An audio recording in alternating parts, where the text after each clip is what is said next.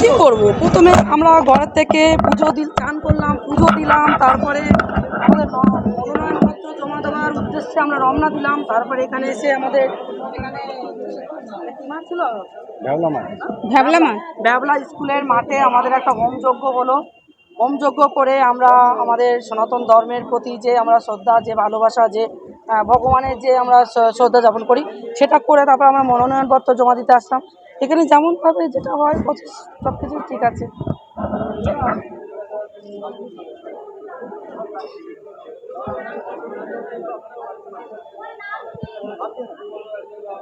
দেখুন, দল ভেবেছেন, দল ভরসা করেছেন বলে ভেবেছেন আমার জন্য। এবার দলের ভরসা রাখাটা আমাদের কর্তব্য, আমরা দলের ভরসা রাখবো। আমরা হিঙ্গলগঞ্জ বিধানসভা জিতে দলের হাতে উপহার দেব, দিয়ে তারপরে আমরা প্রথম লড়াই যেটা আমাদের মা বোনেদের মাথা উঁচু করে বাঁচানো, আমরাও বাঁচবো এবং আরও হিঙ্গলগঞ্জবাসী সমস্ত মা বোনেদের মাথা উঁচু করে বাঁচাবো।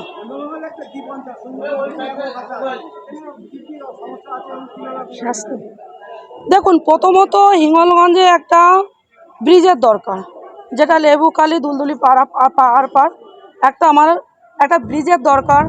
তারপরে রাস্তা দরকার, নদীর বাঁধ নেই, নদী বাঁধ সংস্কারের দরকার, এবং স্বাস্থ্য, শিক্ষা। তারপরে আছে রেল লাইন, যে রেল লাইনটা 2009 সালে আমাদের হাসনাবাদে এসে যে আটকে আছে, যে আটকানো হয়েছে, এই তৃণমূল সরকার মমতা বন্দ্যোপাধ্যায় আটকে দিয়েছিলেন। এই রেল লাইনটা আমরা একদম আমাদের বর্ডার অবধি নিয়ে যাব, যে আমাদের একদম ভারতবর্ষের এই বর্ডার শামশেরনগর অবধি আমরা নিয়ে যাওয়ার পরে মানুষ বিভিন্ন ব্যবসা বাণিজ্যের সাথে যুক্ত হতে পারবেন, এবং অসুস্থ মানুষ যারা কলকাতা শহরে ডাক্তার দেখাতে আসতে পারছেন না, ওনাদেরও সুবিধা হবেন। সকলের সুবিধার একটা জন্য এই ডবল ইঞ্জিনের সরকার আমরা নিয়ে আসতে চাইছি, এবং আসবেন 2024-এ।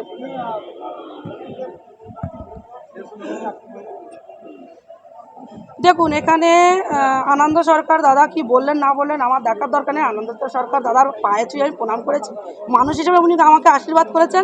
এখান থেকে বুঝে নিন যে হিঙ্গলগঞ্জ বিধানসভা ভারতীয় জনতা পার্টি জয়যুক্ত হচ্ছে।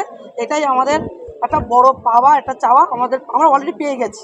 দিদি, একটা প্রশ্ন করবো। দেখা যাচ্ছে সন্দেশখালী হিঙ্গলগঞ্জ জুড়ে যার অবস্থান, ফিরোজ কামাল গাজী অর্থে বাবু মাস্টার, তিনি তৃণমূলে যোগদান করেছেন, কি বলবেন? দেখুন, উনি তৃণমূল করতেন, তৃণমূলের নেতা, একরকম ডাক নাম ওনার বাবু মাস্টার বলেই সবাই চেনেন, তৃণমূলের বড় নেতা ভবানীপুর অঞ্চলে। তো এখানে আমার কিছু বলারই নেই, উনি তৃণমূলে ফিরছেন। আবার যদি মানুষ দেখানো যদি অভিনয় করেন, সেটা নিয়ে তো আমরা কিছু বলতে পারি না।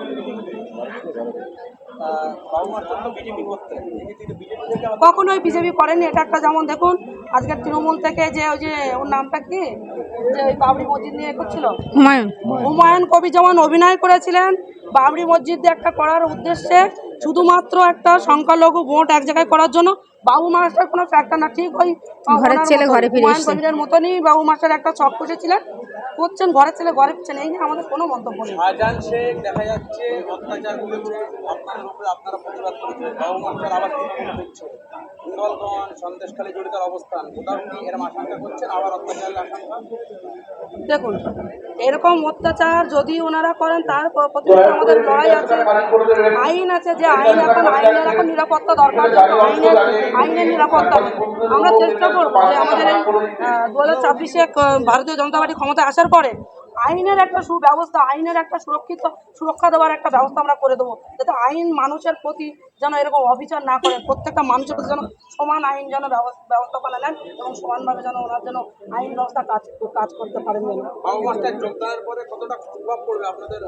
কোনো প্রভাবই পড়বে না, কেননা উনি তৃণমূলের ছেলে, তৃণমূলে ফিরছেন, ঘরের ছেলে ঘরে ফিরছেন, এটা নিয়ে আমরা কিছুই বলতে চাই না। আর এখানে প্রভাব পড়বে বলে আমার মনেও হয় না, কেননা ঘরের ছেলে ঘরে ফিরছেন। আমি বিজেপির নেত্রী হয়ে আমি যদি বিজেপিতে আবার যদি অভিনয় করে যোগদান করি, সেটা নিয়ে তো আপনারা ভাইরাল করে দেবেন। তো ওরকম একটা ভাইরাল হওয়ার জন্য ওটা করছে, বুঝতে পারছেন।